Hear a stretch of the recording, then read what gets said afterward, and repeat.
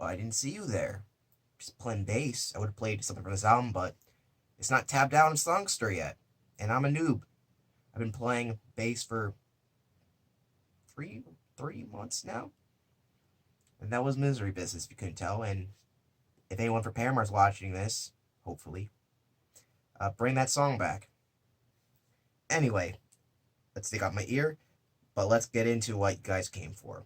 The long-awaited review of this album here, called Petals for Armor. The first solo album from the Queen of Punk herself, Hayley Williams. This album came out this month, and this is going to be an in-depth review. If you couldn't tell, I'm a huge Paramore fan. And if you've seen my unboxing video, you already know what I think about this album. But there's a lot more I want to say about it, and I'd like to point out things you might have missed, and also inform anybody looking into buying, or more likely just listening to it on YouTube or Spotify, because people don't support artists these days. Good artists, because I don't care about the bad artists. You guys can just pirate those guys all day.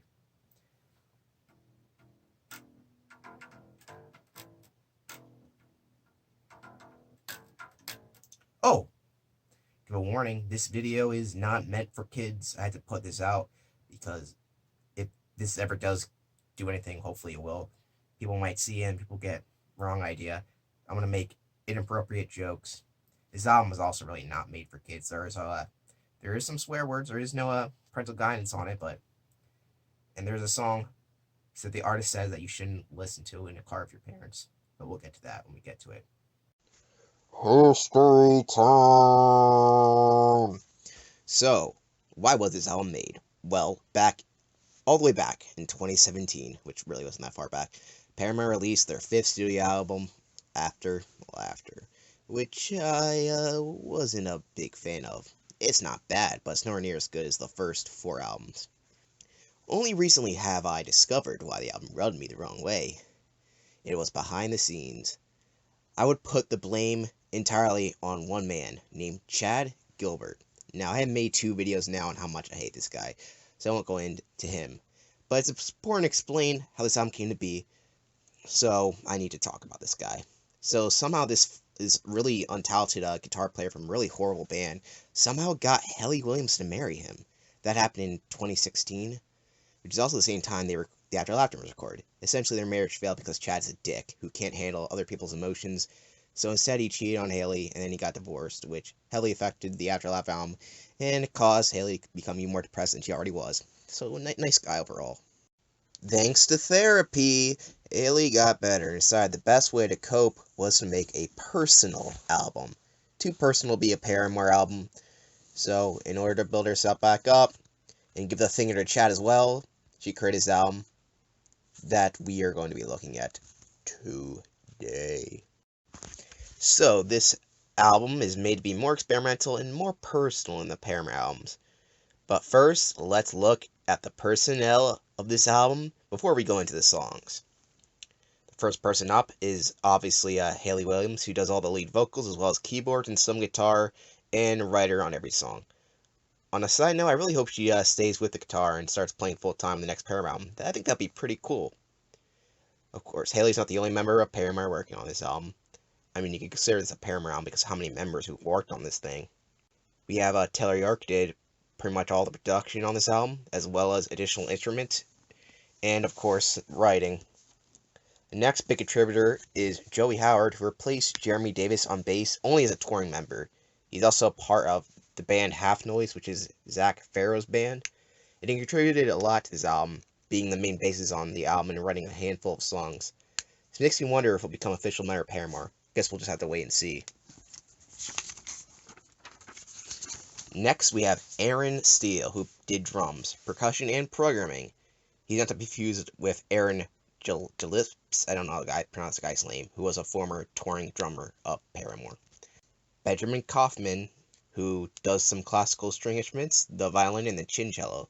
When I saw chincello, I was like, what the hell is that? Well, it's what you think it is. It's a cello that you play like a violin. It's kind of weird. And we have Zach Farrow, who is on this album. He plays drums for 2 songs, and he directed the music video for Dead Horse. Beat it like a dead horse. There's this new rock group called Boy Genius who did backing vocals on one of the songs. Despite the name of the band, it's composed of 3 women, so their band name's a lie. However, the band Queen's name is also a lie, so I'll let it slide. For now. Mike West did additional guitars. Brian Robert Jones, who did bass guitar on one song. I guess Joey was sick that day. And we have Rusty Williams, who is Haley's grandfather. He contributed his album, but I'll talk about what that is when we get to that song, which is actually the last song. So now there's a shitload of engineers and studio assistants on this album. Just look it up on Wikipedia. I'm not gonna list them all here. And yeah, that's everybody who worked on this album. Quite a few people for a solo album, but actually all solo albums are like that. But now let's get into the album itself. Last we have the artwork, which is what this is. Now, yeah, we have all kinds of album artwork we can look at. I only have Paramore albums right now, but these are the people who design the artwork. It's Brand New Eyes. And they create photograms. Can't speak. For example, we've got all these designs for Brand New Eyes. This is not my favorite album cover. It's not my favorite Paramore album cover. That's Riot. Favorite album cover design, I would say, is either, I can't decide between Abbey Road, Sgt. Pepper, or Master of Puppets. We're getting this back in. But yeah, I'm going to talk about the design, because why not? Because this is a great design. I go more into this in the unboxing. And usually I'm not a fan of just, here's my face. I can't get 2 albums that I actually like. That are just that. It's this one in McCartney.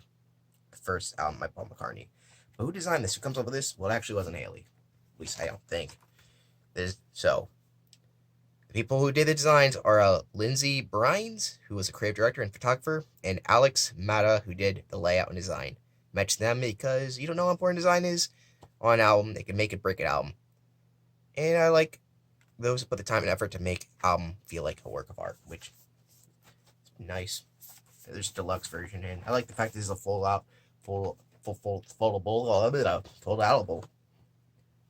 The best fold-outable is News of the World. Look that up if you don't know. News of the World by Queen has the best fold-outable album. That's when you have albums too. You have to have two vinyls. People know these days don't.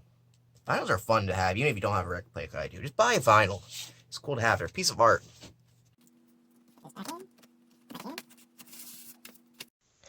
Now, let's talk about the charts. Oh wait, let's not talk about the charts. The charts are worthless and don't actually show the quality of the artist. The only person who cares about the charts is my brother, who I hate, as much as Chad Gilbert. Fun fact, I have 2 brothers. One I consider my best friend, and the other is my worst enemy. Figure out how that works. Well, it looks like I got gone over everything. You know what that means? That means it's time. This is what you've been waiting for, isn't it? Here it goes. And now we play it.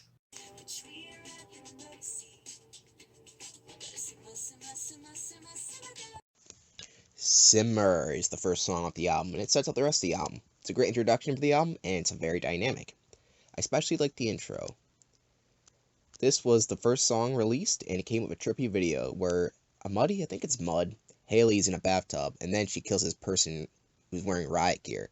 But it turns out that the person in riot gear was her the whole time. What a twist! I guess someone's been watching too much Empire Strikes Back. How are there 2 Haleys, and I never noticed? Well, I figured it out. It all started with this game called Guitar Hero World Tour. In this game, you actually can play as Haley. So look at this. I'm gonna play guitar. I play the song Misery Business, and what the hell? Look at that. There's 2 Haleys. So I guess this song makes sense. Okay, back to the song. I really like this song. In fact, I think it's my favorite off the album. Especially like the line, "From a fucker like that man." It's really weird to hear Haley curse, but when she does it in the most satisfying way possible by saying "fuck you" to Chad. Seriously, fuck that guy. This song also includes the album title in the lyrics, which according to Haley means the best way to protect myself is to be vulnerable. Now apparently the idea for the song came from a massage session where Haley envisioned flowers growing out of her, like the movie Troll 2. I don't know what massage place gives massages that make you feel that way, apparently.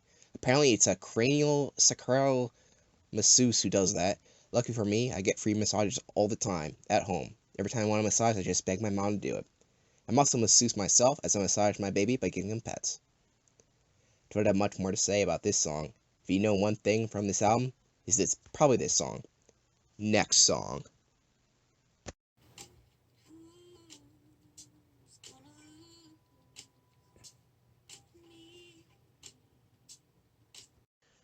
Leave It Alone plays out the first song and continues the dream-like feel. I thought this song was just when I first heard it, but after repeated listenings, it really grew on me. The instrumentation is subtle, but very powerful. Along with amazing lyrics, it creates a great song. This one also has a video. Apparently, the Haley in the riot gear puts the other one in a cocoon. The other way around. The one in the riot gear just gets put in the cocoon. And that one emerges as a butterfly.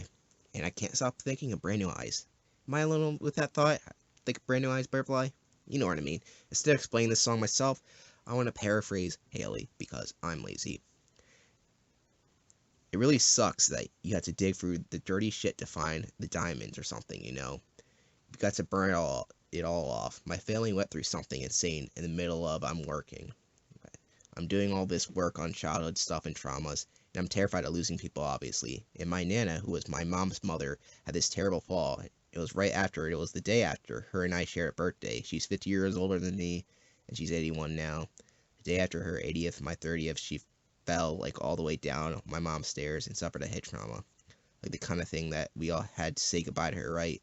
And the weirdest thing is that she got better, but it prolonged the grief because she wasn't really here with us. She didn't really remember everything. Thankfully, she knows who I am.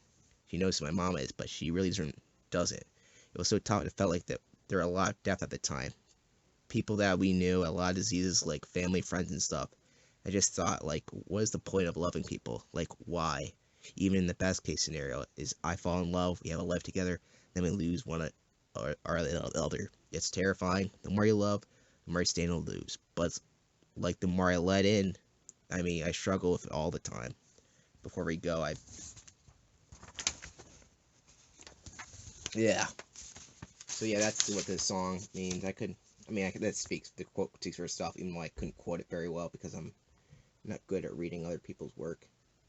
I'm not good at reading my own words. So yeah, that's it for Leave It Alone. Next song.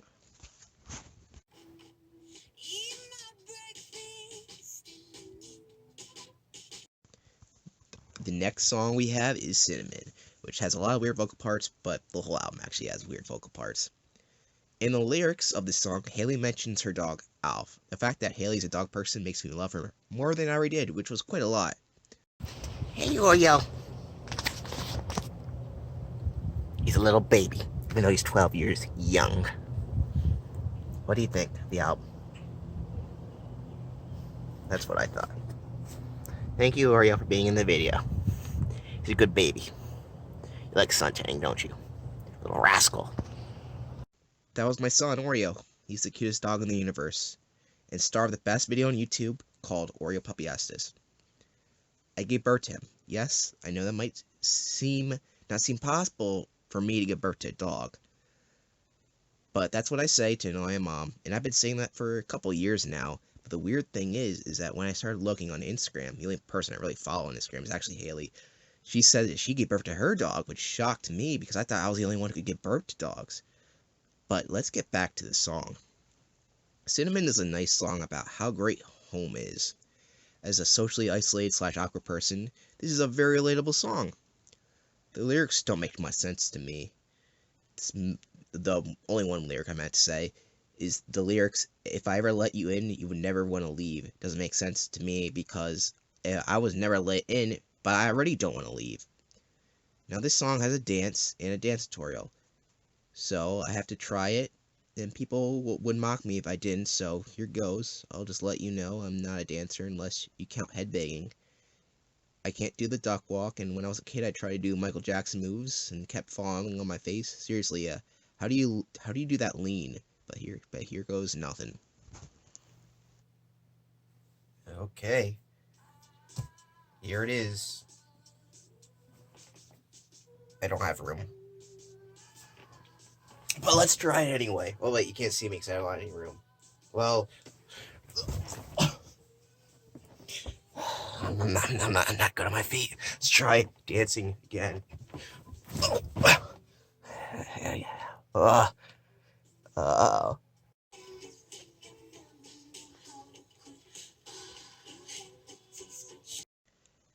A song about vampires.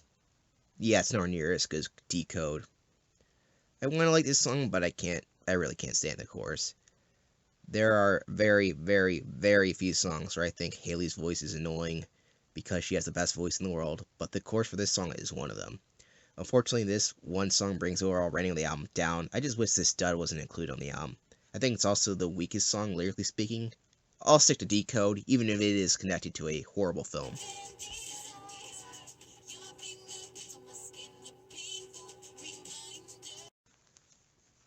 The last song of side A, or the first EP, is Sudden Desire. Another dynamic song that goes from soft to hard, and it's one of my favorites off the album, with the best vocals of the entire album. This song is apparently based off the song Army of Me by Bjork. Now, the only thing I know about Bjork is, I know this because I'm a weirdo, is some fat guy tried to send her a bomb, and then he shot himself while listening to one of her songs. I watched some weird shit on YouTube. And I know, don't ask why he's wearing red and black paint. This guy was weird. That's all you need to know. According to Haley, this is a grown-up song, and you shouldn't listen to it if your parents in the car. So in order to test this theory, I played this for my parents, but they didn't have any interest in Paramore, and the only song they like is Ain't It Fun. They said to me, like, well, why won't you shut up about this Haley Williams and Paramore? Go listen to good music like Nickelback. Actually, I didn't play it for my parents, but that's what they would have said. And sadly enough, the one of my brothers, the one I don't like, his favorite band. I'm not kidding. I wish I was making this up. Is Nickelback? That's not even a joke. That's pretty sad. But now I have a sudden desire to flip the EP, the vinyl, and go to the next EP or second part of the record, side B.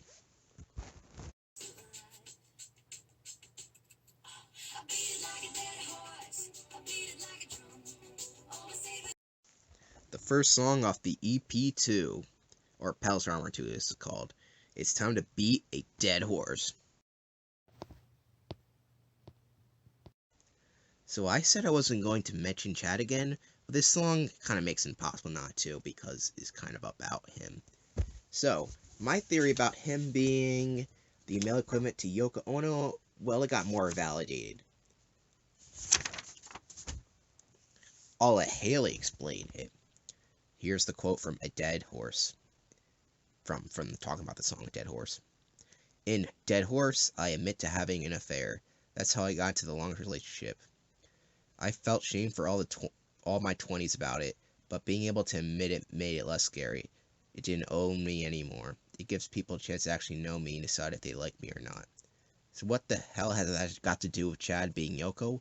Well, if you're not a Beatles expert, like I am, you would know that John and Yoko's relationship started the same way, by Yoko manipulating John to cheat on his wife, to be with her.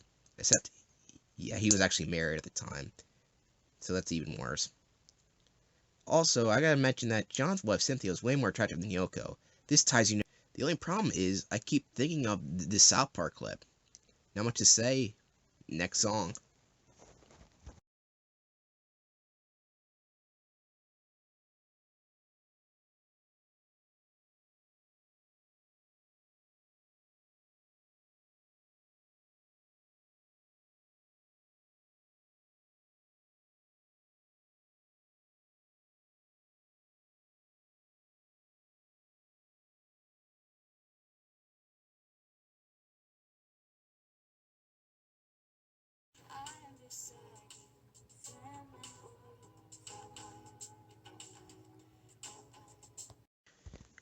I like this song. It has a nice chorus, and it's a good instrumental part. What's this song about? Well, it's about Haley's friend Brian. Well, the only Brians I know are Brian May and my brother. One of them I respect a lot as a musician, the other one I hate with a burning passion. Well, that's not the Brian she is talking about. I think it's this bald guy in the video.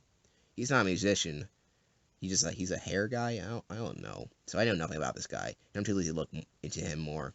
Hey, I did a shit ton of research already. I can slack off once. The only problem with this song is that it's not relatable to me, as I actually don't have any friends, and that's not a joke. I really don't have any friends. The only people I talk to are my brother, the one brother, my mom, my dad, and dog or son. But despite that, this is a really good song. I give it a thumbs up.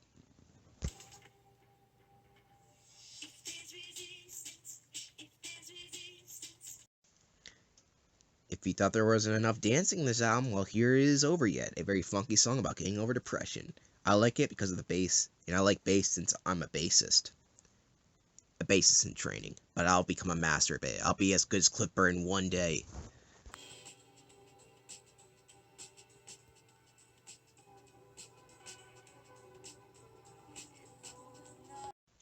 For this song, I was going to go outside and record it, but then I decided I'm just going to do a voice recording for all these songs, and also it's dark and it's raining.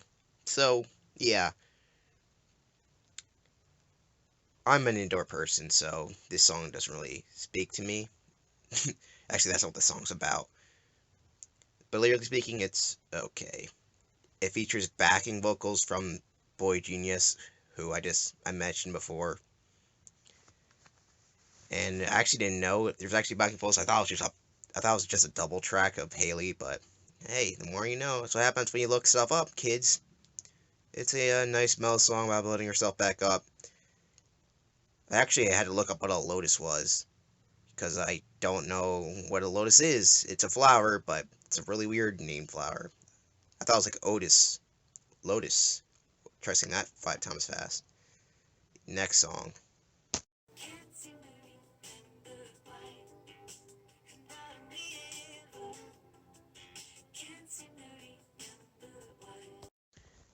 This song is okay. I don't have much to say about this song other than a guy named Micah co-wrote it.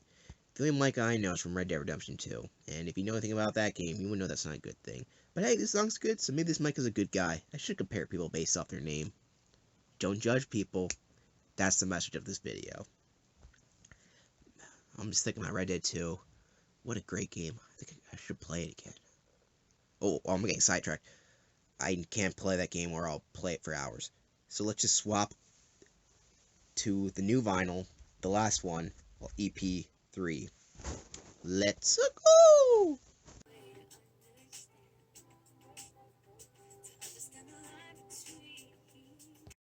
Starting EP3 off, we have a very funky song.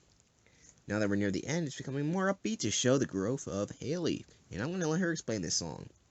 This has so much to do with me overcoming my fear of intimacy and learning new ways to connect with someone, trying so hard to let myself experience discomfort as a human being in order to grow. I didn't ever mind the lyrics to the third part of the album coming across as innuendo. I was very happy to have that. So getting experimental in a relationship, people can take that sexually if they would like to, but I really see it as I've never tried having a relationship before in my whole life, entire damn life. It's time for me to try what it feels like to communicate on a real adult level. That Haley over there is available.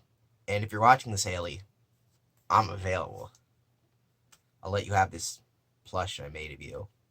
It's really crappy. Yeah, well, it was a long shot, but hey, I tried. And that's all that counts. No, seriously, yeah. Call me.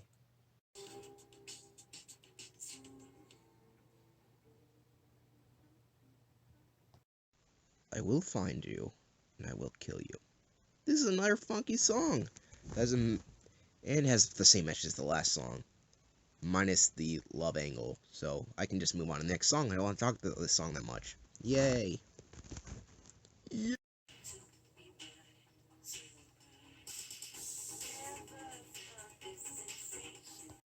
Well, I don't like the intro of this song. I actually got very nervous. I thought I was going to get another No Friend song. But this song took me by surprise by becoming a Sega Genesis song. Tell me that you can't hear this being played in the next Sonic Mania. Other than the beginning, I really like this song, especially all the dynamic instruments going on. You did a good job, Taylor York. And this song was also apparently inspired by Bjork. I just hope it wasn't the one song the guy killed himself to.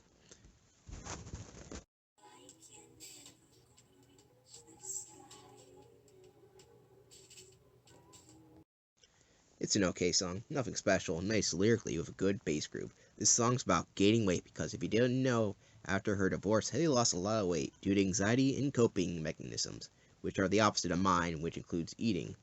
But I'm glad she no longer has that problem. And I no longer have a problem, in case you're wondering. You probably don't care, but there's my life story.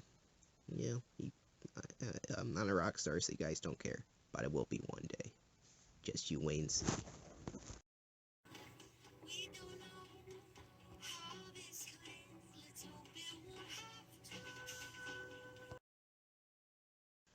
The final song off the album, which is based on a song that Haley's grandpa used to sing for her grandmother, which is pretty nice. It's a nice story behind it and a beautiful way to end on the album, coming out of the gloom with optimism. This song shows that even though Haley's a pessimist, she's pretty optimistic. Did you see what I did there? That was Petals for Armor, and I liked it.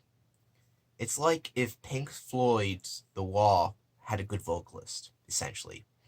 So now, we just have to wait for the Petals for Armor movie to come out, because The Wall had a movie, and that'd be great. The only problem with it, if there is a movie made, then there's going to be a horrible review made by the nostalgia critic, and Corey Taylor's going to be in it, and it's going to be god-awful. If you don't know what I'm talking about, don't look up The Wall. So, every time I listen to an album, I rate it. I rate each song and average it out. So, overall, the average rating for the song is a 7.6. But because usually the average song rating doesn't actually reflect my rating, what's the actual rating? It's an 8 out of 10, which is a pretty good rating. And the critics seem to agree with me. Most outlets giving it an 8 or higher. Because of this score, I declare this album of the year of 2020, because it's probably the only album I listen to. I know Green Day album came out this year, but that album looked pretty bad. Thanks for watching. If you like this video, like the other videos I've made. Oh, if you're wondering what I'm going to review next, well, I was going to review Riot, but I think I need a little break from Paramore because I've been living and breathing it every day. So, next time we're going to be looking at Kill 'Em All by Metallica. And speaking of Metallica, this is the best therapy album ever made, because the only other therapy album I know of and listen to was Saint Anger, and that album sucked. Like, a lot. So yeah, by the way, first video end, congratulations, Haley. You won Album of the Year by me, Kyle, Lonely Arts Club Band, future bassist for the band Walking Fire, which is what my band names could be called. Did I have a good band name? Leave in the comments. Probably not, but I have other names. So I'll see you guys next time. Rock on. And, guess stay safe. Nothing else to say. Thank you for watching. Seriously, watch my other videos. You might like them.